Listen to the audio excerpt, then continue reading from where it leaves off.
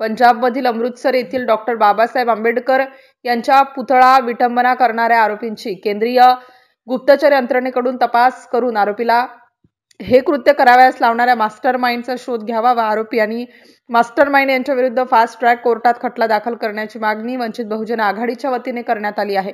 वंचित बहुजन आघाडी अकोला जिल्हा अध्यक्ष प्रमोद देंडवे, जिल्हा महासचिव मिलिंद इंगळे यांच्या नेतृत्वात धरणे आंदोलन करून अकोला जिल्हाधिकारी अजित कुंभार यांच्या मार्फत भारताचे राष्ट्रपती यांना निवेदन देण्यात आले आहे। यावेळी वंचित बहुजन युवक आघाडी महाराष्ट्र राज्य महासचिव राजेंद्र पातोडे, श्रीकांत घोगरे, आम्रपाली खंडारे, मजहर खान, गजानन गवई, सुनील फाटकर, मनोहर बनसोड, निलोफर शहा, अशोक दारोकार यांच्यासह वंचित बहुजन आघाडीचे पदाधिकारी व कार्यकर्ते बहुसंख्येने उपस्थित होते। MCN न्यूज मराठीकरिता भगवान हागेसह रोहित हिवराडे, अकोला। अमृतसरमध्ये डॉक्टर बाबासाहेब आंबेडकरांच्या पुतळ्याची आणि त्याचबरोबर संविधानाची प्रतिमा जाळण्याचा प्रकार घडलेला आहे। खरं तर हा दहशतवादी हल्ला झालेला आहे आणि तो देशावर झालेला आहे।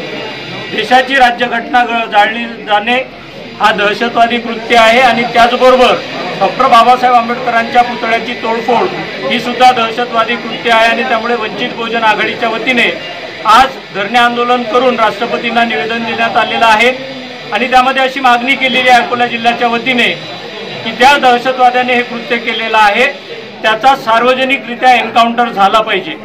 देशातल्या ह्या अवमानाच्या घटना थांबवायच्या असतील आणि राष्ट्रपुरुषाचा अवमान आणि देशाची घटना ही कायम ठेवायची असेल तर अशा लोकांना रस्त्यावर काढून मारणे हा एकमेव उपाय आणि तशी मागणी वंचित बहुजन